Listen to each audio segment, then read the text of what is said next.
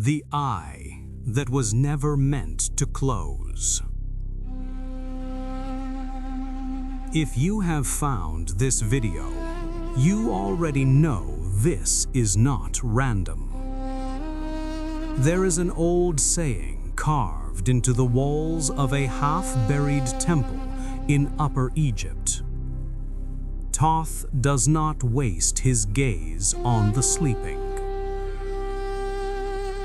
For thousands of years, the priests and scribes of Kemet guarded a single technique that never appeared in public papyri, never got mentioned in polite temple sermons, and was never offered to casual seekers who came for blessings, protection, or good harvests. They called it, in whispers only, the forbidden gaze of Jehuti. Jehuti being the ancient name of Thoth. It was not forbidden because it was evil. It was forbidden because it revealed too much too fast. The elders knew most people don't actually want to see. They want comfort. They want a slightly nicer version of the same dream. But this gaze, this inner gaze, was for those whose lives had already started to crack. For the ones who lay awake at 2 a.m. and feel, without words, something about this reality does not fit me anymore. If you are still listening, maybe you are one of them. In this script, we are going to walk through the myth, the science, and the direct practice of Thoth's forbidden gaze, a way of looking from the inside out that awakens your inner vision, your third eye, your capacity to see through the roles, the lies, and the old stories that have been riding your nervous system for years. You will hear echoes of Egypt, yes, but also of Indian rishis, Tibetan adepts, and modern neuroscience. Different languages, same pattern. The eye that looks inward, the breath that stills the noise, the vibration that rearranges your field. This is not entertainment. This is not aesthetic spirituality for background noise. You are going to be invited into a hands-on ritual. You will be asked to sit, to breathe, to hold a certain gaze in complete silence for a small, precise slice of time, and to let that silence hit you like a tuning fork. Just once, done correctly, is enough to etch a new path in your energy field. There are risks, of course. Not the dramatic ones that horror movies love, but the quieter, stranger risks. The risk that you can no longer pretend your job is fine when your soul is screaming. The risk that a relationship, a habit, or an identity suddenly feels paper thin. The risk that your excuses lose their power overnight. So before we go further, breathe with me once. Inhale slowly through your nose, hold for a count of 3, and exhale gently through the mouth like fogging a mirror. Good. Let your shoulders drop just a little. As you hear these words, imagine an old stone chamber, torches along the walls, a single obsidian mirror at the far end, and a hooded figure standing beside it with the head of an ibis and eyes that seem to look through centuries. Tonight, that temple is not in Egypt. It is wherever you are sitting. The mirror is not on the wall. It is behind your forehead, just above and between your eyebrows. And the gaze is not Thoth looking at you. It is Thoth looking through you, using your own eyes from the inside. If you are willing, this is where your journey begins.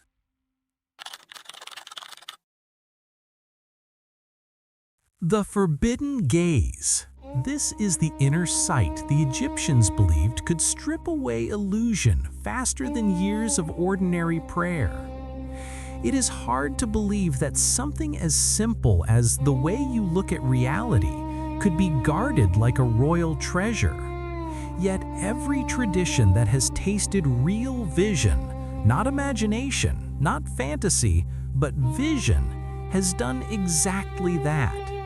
In India, they spoke of drishti, the focused gaze that can burn through distraction. In Tibet, the adepts practiced sky gazing, staring into the vast emptiness until the boundary between seer and seen dissolves.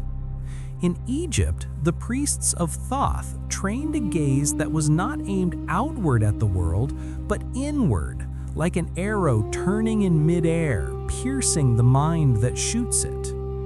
The forbidden gaze is not about your physical eyes. It begins there, but it does not end there.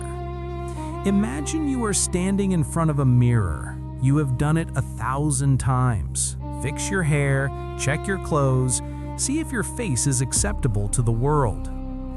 Now imagine that instead of looking at your reflection, you feel something in you reverse. Suddenly, you are not a person looking into a mirror.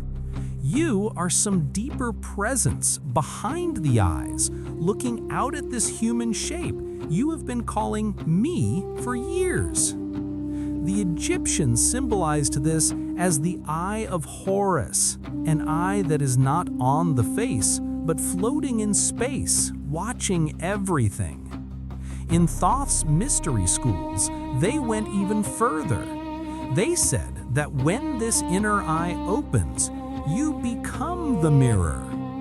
Everything that passes in front of your awareness, thoughts, fears, faces, events, is reflected with shocking clarity. You see what is there without the props of your old stories. That is why this gaze was considered forbidden. Once you see clearly, you cannot unsee. Modern science has its own language for this.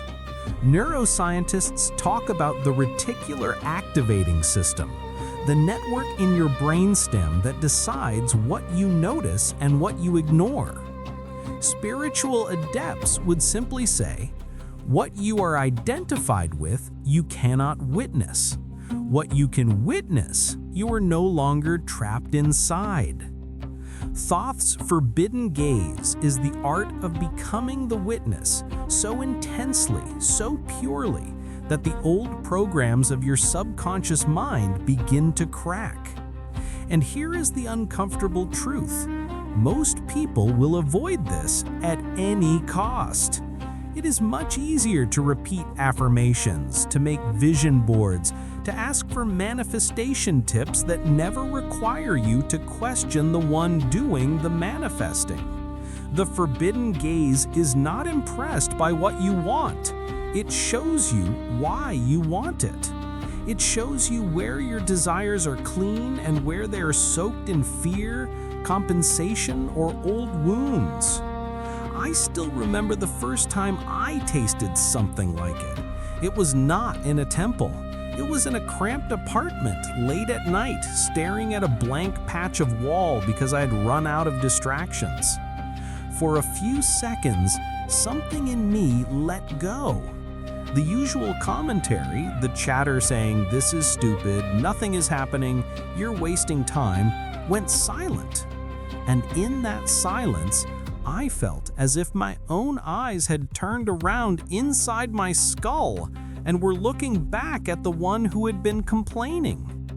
It was terrifying, and it was freeing. In that instant, I realized I had spent years defending a version of myself that didn't even exist outside my own thoughts. The forbidden gaze had cracked the shell. The priests of Thoth warned that this moment, if taken lightly, could cause confusion or instability. Why? Because your old identity will not go quietly. The subconscious mind is a brilliant storyteller. It will try to distract you, seduce you, scare you back into the familiar. That is why this ritual comes with prerequisites. You must be willing to see something you do not like about yourself without collapsing.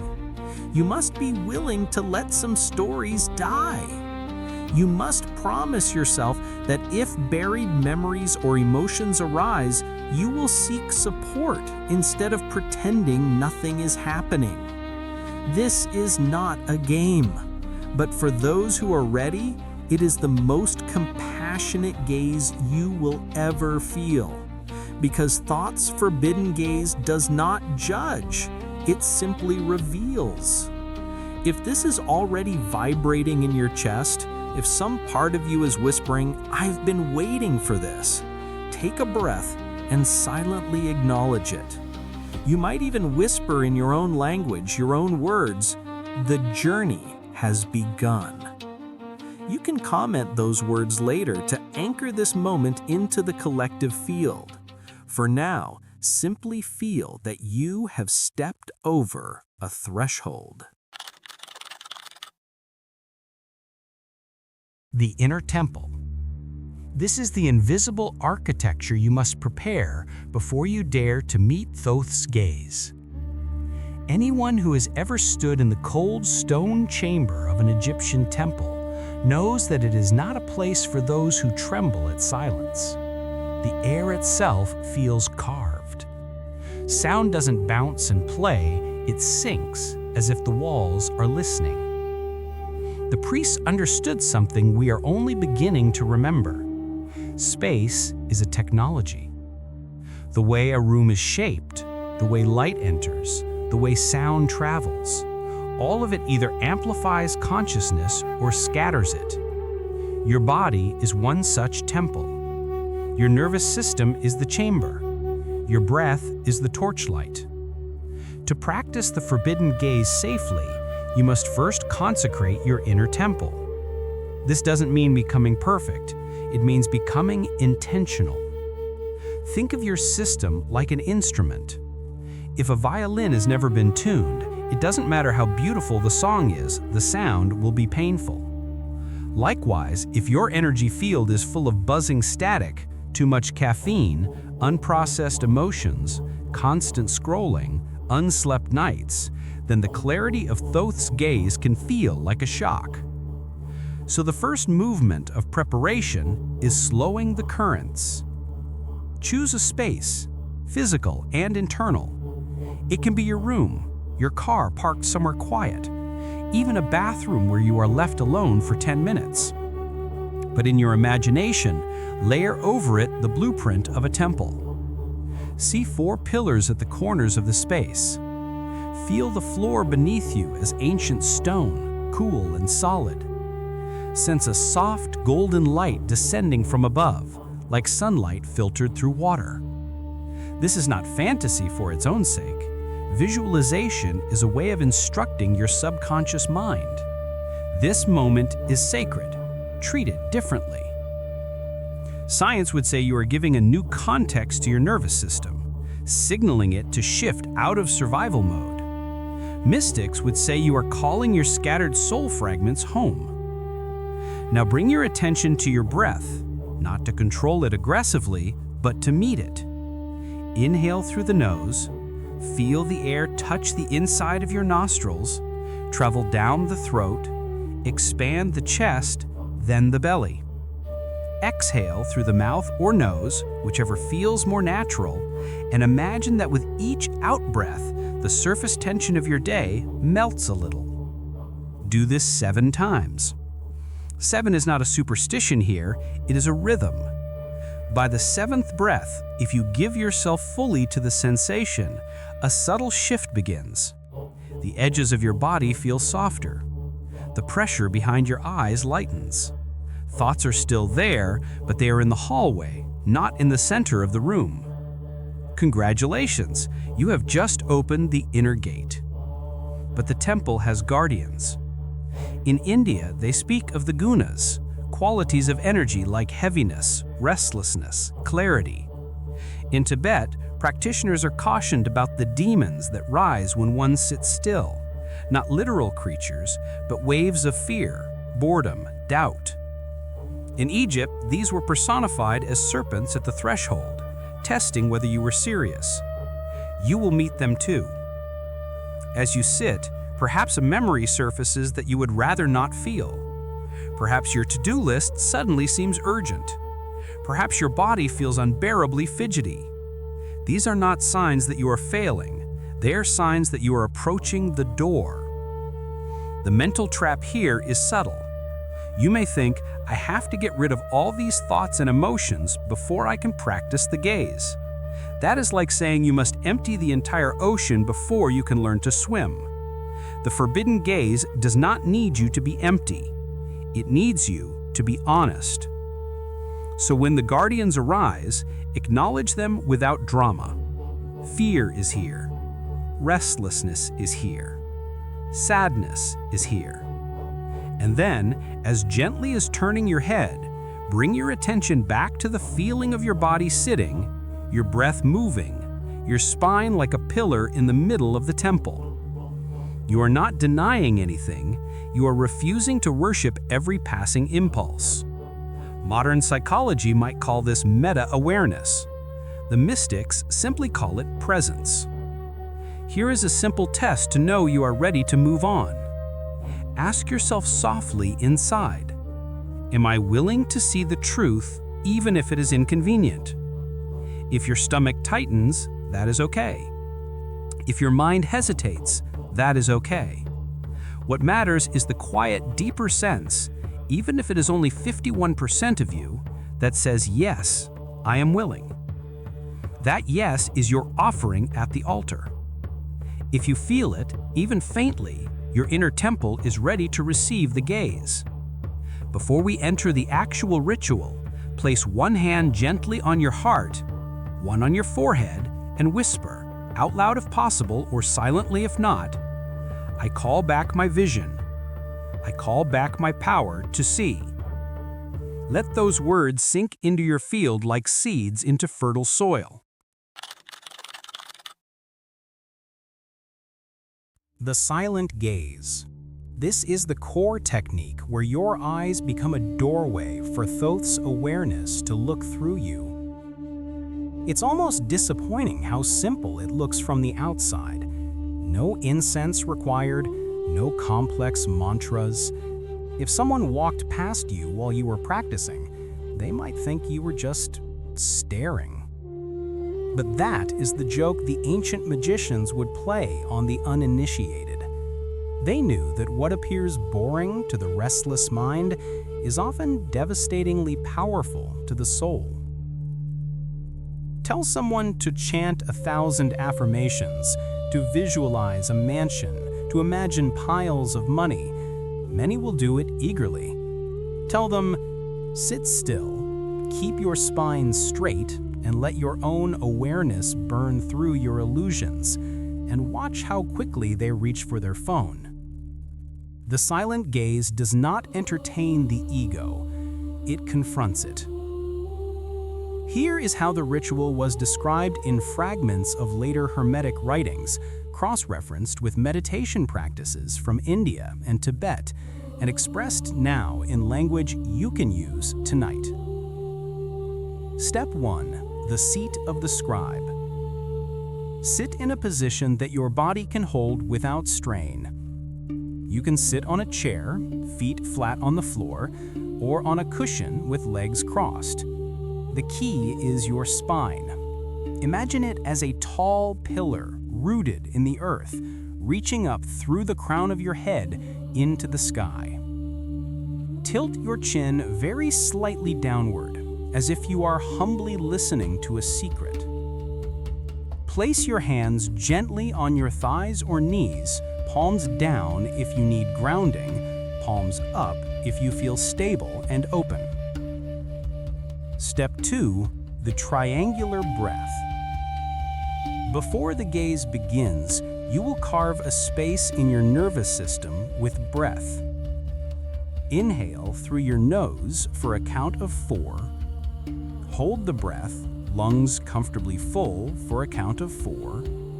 Exhale slowly through your nose for a count of 6. This is one triangle. Repeat this triangle 7 times.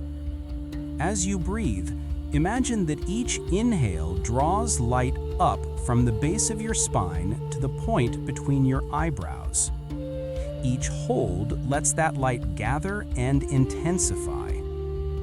Each exhale lets it wash through your brain like a luminous tide rinsing old dust from forgotten corners. By the 7th triangle, your body may feel heavier, yet your awareness more spacious.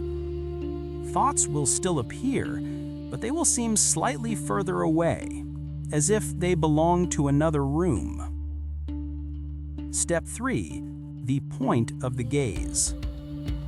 Choose a single point to rest your physical eyes on. It could be the corner of a picture frame, a small mark on the wall, the edge of a candle flame. Place it slightly above your natural line of sight, roughly in front of your 3rd eye region. Now, soften your eyes. You are not trying to stare hard at the point. You are letting your gaze rest there, like a bird settling on a branch. Here is the key. While your physical eyes look at this point, your awareness is invited to sit behind the eyes about 2 inches back into the skull. Imagine that your consciousness is a small, clear flame sitting in a dark cave, observing the world through the 2 openings of your eyes. Step 4, summoning the gaze of Thoth. This is where the ritual becomes forbidden in the old sense of the word. You're going to let go of the idea that you are the only one looking. On your next inhale, silently think, Thoth, gaze through me. On your exhale, release any attempt to control what happens. This is not worship of an external deity in the childish sense. It is an invocation of a field of consciousness, the archetype of lucid, precise, compassionate seeing that the ancients encoded as Thoth. You can think of it as calling on the deepest, most truth-loving aspect of your own higher mind. Science might frame it as aligning your awareness with a more coherent brain state. Mystics would whisper, "The scribe of the gods has taken his seat behind your eyes." Step 5, the 33 seconds. Here is the heart of the practice. For 33 seconds, you will do nothing but gaze. Keep your eyes gently resting on the chosen point. Let your breath breathe itself. Drop the need to fix, change, analyze, or judge anything that arises. Your only job is to remain as the witness behind the eyes, allowing the field of Thoth's gaze to permeate your mind. Set a soft timer if you must, but avoid glancing at it. Trust that your system can feel a window of half a minute. During these 33 seconds, various phenomena may occur. Your eyes may water slightly, as if old images are being washed away. Your face might feel tingly or warm. A sudden memory might flash through your mind, not at random, but because it wants to be seen. You might feel a subtle pressure or swirling sensation at the center of your forehead. If nothing dramatic happens, do not be disappointed. Sometimes the deepest edits to your energy field are silent, like a file being quietly rewritten in the background. The ancient warning here is crucial. Do not chase visions. Do not cling to what appears. Let the gaze burn and let the ashes fall where they may. Side effects, if you treat this like a toy, can include emotional flooding, confusion, or insomnia. Not because the practice is bad, but because you have opened a door without honoring what wants to walk through. So, after each 33-second gaze, you must follow with integration. Step 6. Closing the eyes, opening the inner screen. When the 33 seconds are complete, gently close your eyes. Keep your attention at the point between your brows. Notice what remains. Sometimes it is darkness. Sometimes it is swirling colors. Sometimes it is a strong emotion. Whatever it is, greet it. I see you. You are allowed to be here. Then imagine that your awareness, still behind the eyes, is looking at your entire life laid out like a tapestry in front of you. Without forcing images, ask silently, what is it time for me to see? Wait. Listen, not with your ears, but with your whole body. You may receive a clear inner image. You may receive a sentence. You may receive nothing but a feeling. Trust what comes first. The mind will often try to edit or improve the message a second later. The first echo is usually the one from the deeper room. Step 7. Sealing the session. Bring one hand again to your heart, one to your forehead. Whisper, what has been seen cannot be unseen. I accept the truth of this vision in the most gentle way. Then take 3 natural breaths.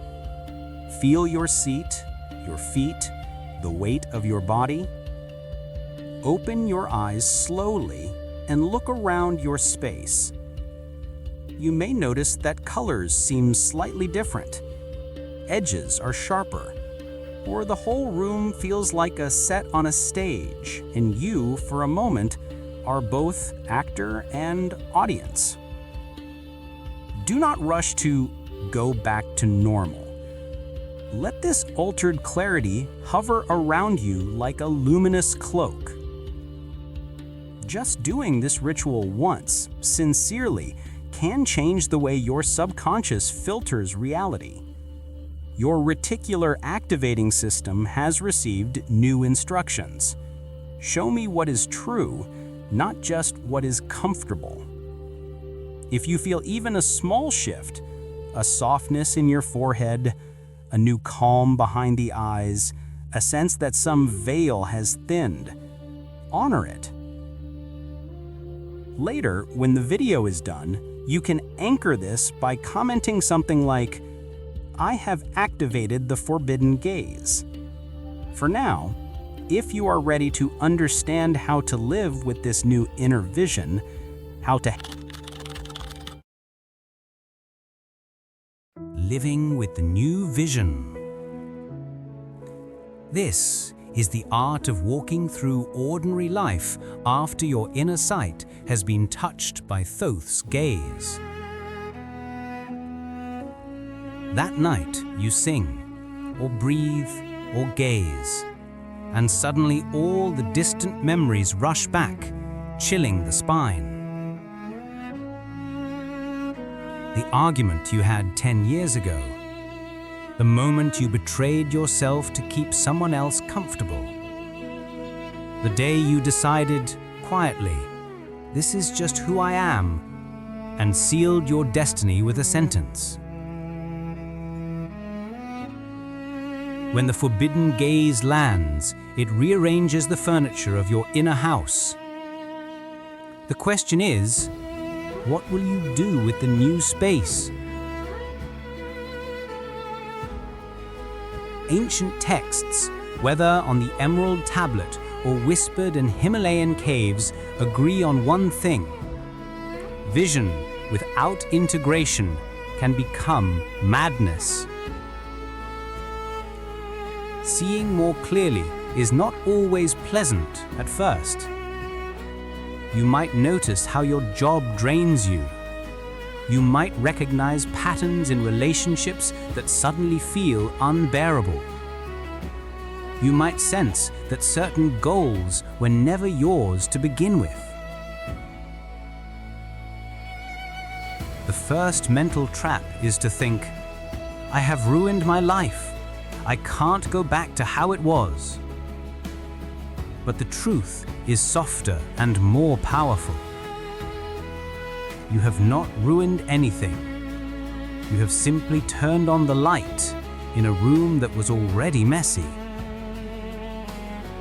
The mess was there. Now you can see it. This is where the alchemist within you is born. In Egypt, the alchemists did not simply turn lead into gold. They turned unconscious fate into conscious destiny. They used vision, inner vision, to differentiate between what must be released and what must be refined. So after your first experiences with the forbidden gaze, give yourself a season of gentle observation. Move through your days as if you are walking through a dream you have started to wake up from. Watch how you react in conversations. Notice which places make your chest tighten and which make your forehead tingle with the same energy you felt during the ritual. These bodily signals are not random. They are vibrational feedback. Modern somatic psychology would say your nervous system is learning to trust your awareness instead of dismissing it. Mystics would say your soul is tugging on the strings of your timeline, hinting at which threads to follow and which to cut. There will be side effects. Some people report intense synchronicities, repeating numbers, meaningful coincidences, strange alignments of events. Others find that their dreams become vivid, symbolic, sometimes exhausting. Some feel a surge of creativity, while others feel the urge to withdraw and simplify. None of these are inherently good or bad. They are adjustments in the geometry of your life. Here are 3 guiding principles from the old school to navigate this stage. 1. Move slowly, but move. The gaze was never meant to leave you stuck in analysis. If you see clearly that something is misaligned, a habit, a role, a relationship, you do not have to blow it up overnight, but you cannot pretend you did not see. Take one small action that honors the truth you saw. One honest conversation, one boundary, one step toward a more aligned path.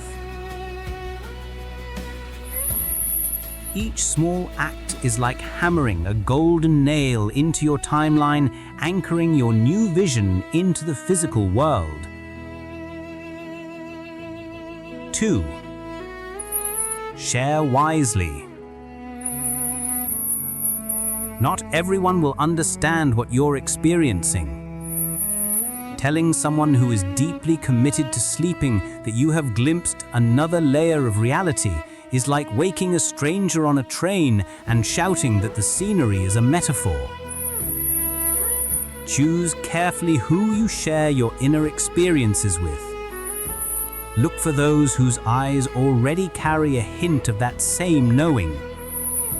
Those who don't flinch when you speak about energy, vibration, or destiny. And if you don't yet have such people in your physical life, let this channel, and others like it, be your temporary circle of initiates. When you comment something like, "The journey has begun," or "I have activated the inner vision," you are not just sending words into the void, you are declaring your shift into a field of others who are waking up. Think of each comment as a small torch placed along the corridor of this digital temple. Others will walk here after you, see those torches, and feel less alone. 3. Protect your gaze. Don't cage it.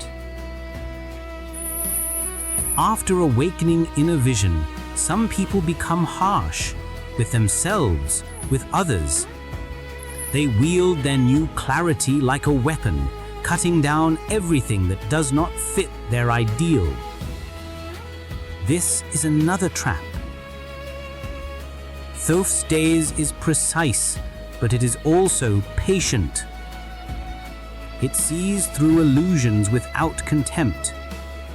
So as you notice the unconsciousness in the world, the sleepwalking, the numbing, the denial, remember that you were there too. Compassion is not an excuse to tolerate harm, but it is a way to avoid poisoning your vision with bitterness. If the outer world feels too loud, too chaotic, too blinding, give yourself periods of digital and energetic fasting. Less scrolling, more sitting, more sky, more trees. Return to the ritual of the silent gaze once a week, or whenever your inner sight feels blurred. You do not need to chase bigger experiences. You only need to continue practicing trust. Trust that what needs to be revealed will be revealed. Trust that your soul's timing is not late. Trust that seeing clearly, even when it hurts, is always a blessing. And remember, just one sincere session of this gaze can alter the trajectory of your being. Each repetition does not start over. It adds another layer of clarity, like polishing a mirror.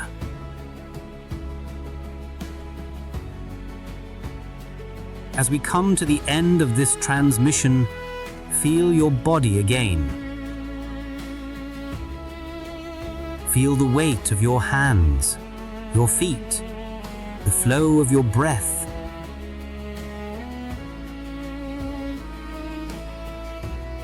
You are not in an ancient stone chamber.